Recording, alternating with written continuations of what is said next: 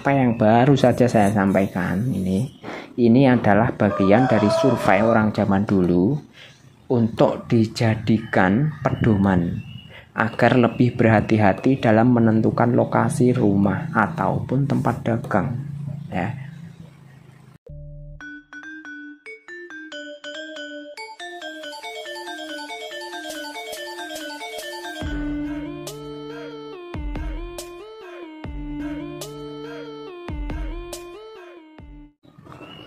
Assalamualaikum warahmatullahi wabarakatuh. Selamat datang di channel YouTube Bapak Anum, channel tempat berbagi ilmu dan kebudayaan.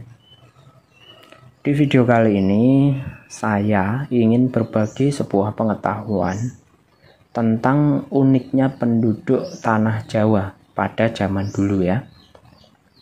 Yang zaman sekarang tentu sudah banyak sekali yang tidak tahu tentang hal ini. Jadi pada zaman dulu, penduduk Jawa itu menganggap tanah pun punya watak yang berperan penting dengan kelangsungan hidup sang pemilik rumah. Watak setiap tanah itu berpedoman pada medan atau lokasi tanah tersebut.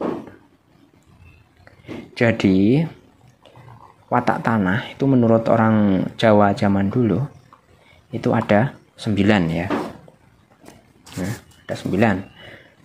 Yang pertama, ada 9, ya. Ada 9. Yang pertama, jika tanah tinggi di sebelah barat, rendah di sebelah timur, ya. Jadi tinggi di sebelah barat, rendah di sebelah timur. Nah, menurut orang Jawa dulu, orang yang memiliki tempat tinggal dengan bentuk medan tanah seperti ini biasanya itu jauh dari penyakit, ya. Biasanya jauh,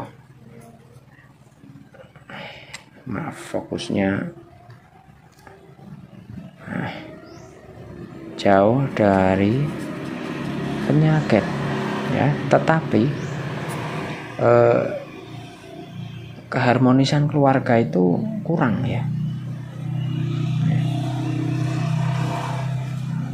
Keharmonisan keluarga kurang, ya. Kemudian yang kedua, jika tanah itu tinggi di timur, ya, tinggi di timur, rendah di barat, kebalikannya dari yang pertama. Menurut orang Jawa pada zaman dulu, tanah yang modelnya seperti ini mereka menyebutnya tanah Sri Sadono. Sri Sadono, ya. Biasanya suami istri itu sering berebut menang, ya, rebutan menang, ya. Terus sering kehilangan. Saya tulis, ya, berebut menang,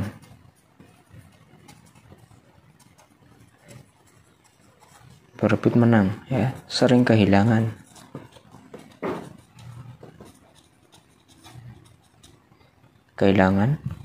dan tidak kurang disukai tetangga atau dibenci tetangga.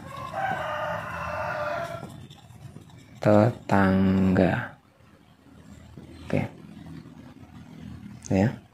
Jadi tanah yang tinggi di timur, rendah di barat, biasanya, ya, suami istri itu berebut menang. Pemiliknya sering kehilangan dan dibenci tetangga. Kemudian yang ketiga, tanah yang sungainya di selatan dan di apit rumah kanan kiri, ya, bentuknya seperti ini, ya. Sungai di selatan, di apit rumah kanan kiri. Rumah kanan kiri. Jadi gini, misal ini sungai,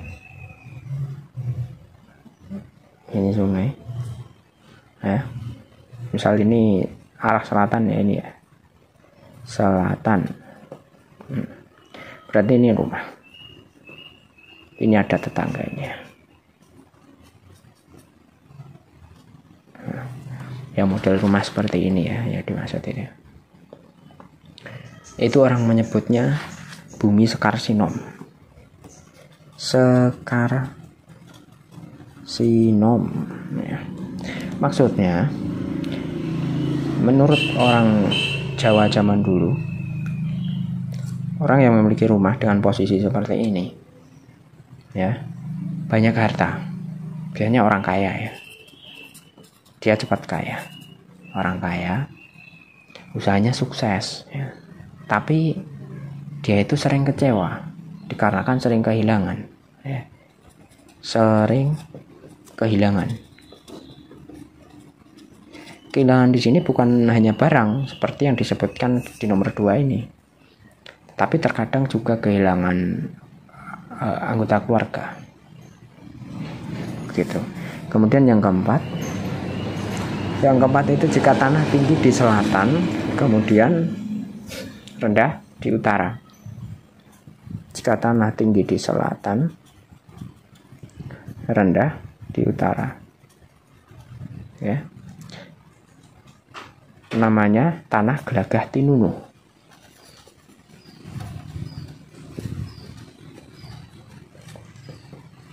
Maksudnya orang dengan posisi tanah seperti ini biasanya itu lancar dalam perdagangan ya.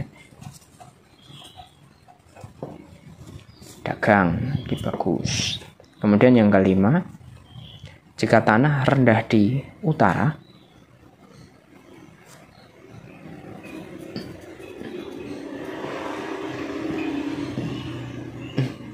mohon maaf, rendah di utara, tinggi di utara, rendah di selatan. Balikannya ini ya, selatan ya, namanya bumi roso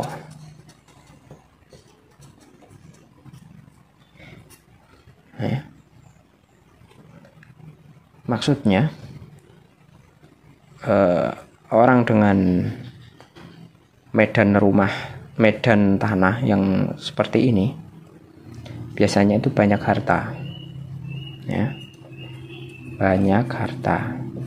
Tetapi kalau tidak kuat menahan nafsunya, biasanya itu pengen istri banyak ya, banyak istri ya, kalau nggak kuat menahan nafsunya ya. Oke, kemudian yang keenam, jika tanah menggunung ya, orang dulu menyebutnya kawulo katuping bolo, menggunung ya, kawulo katuping bolo. Nah, ini yang bagus. Biasanya kebanyakan kaya, terus temannya banyak yang welas asih, banyak welas asih ya. Menggunung itu maksudnya seperti ini. Nah, gini di sini ya. Misal ini posisi rumah ya. Jadi kelilingnya itu seperti ini. Nah, walaupun cara ini nggak harus tinggi ya. Jadi modelnya seperti ini juga enggak apa-apa. Yang penting ini sama ini ada jarak. Ya, enggak seperti ini atau sama rata seperti ini, enggak. Dia agak turun seperti ini. Jadi, disebut kawulo katuping bolo. Ya. Terus yang ketujuh, jika tanah terkepung air ya, atau mungkin ada yang bilang tanah rembes ya, tanah rembes gitu aja ya. Jika tanah rembes, orang dulu menyebutnya tanah sigar penjalin, sigar penjalin ya. Biasanya itu nggak rukun sama saudara ya. Tidak rukun dengan saudara. Kemudian yang ke-8 itu jika tanah sebelah barat tinggi, rendah di bagian tengah ya. Barat tinggi, rendah di bagian tengah. Orang menyebutnya tanah angelak. Tanah haus ya. Ya, maksudnya itu biasanya salah seorang penghuni rumah menjadi temperamen emosional. Nah, maksudnya rendah di tengah ini seperti ini ya. Misal ini arah barat ya. Nah, enggak kelihatan ya. Nah, barat. Ini gambar rumah ya. Jadi tanahnya seperti ini. Nah, ini sama ini kan lebih tinggi ini. Ya. Jadi ini kan yang tengah rendah seperti ini ya modelnya, tapi ini agak tinggi ya. Gitu. Di tanah angelak. Kemudian yang terakhir, yang ke-9, jika tanah mohon maaf, jika tanah kedapatan ada air panas ya, ada sumber air panasnya ya. Orang dulu menyebutnya singometo gajah meto itu marah ya, singo marah. Sini air panas, ada air panasnya ya. Seperti ini. Biasanya penghuni rumah itu sering sakit, mungkin terkena uapnya terus menerus atau gimana ya. Nah, itulah ke-9 watak tanah yang diyakini orang Jawa zaman dulu ya. Lalu apakah tanah yang lokasi atau medannya seperti yang baru saja kita bahas ini, apakah pasti mempunyai efek seperti ini tadi ya? Tentu saja saya tidak bisa dan tidak berani memastikan ya. Karena yang pertama, kepastian itu milik Tuhan. Nah, itu udah positif. Kemudian yang kedua, apa yang baru saja saya sampaikan ini adalah bagian dari survei orang zaman dulu untuk dijadikan pedoman agar lebih berhati-hati dalam menentukan lokasi rumah ataupun tempat dagang ya.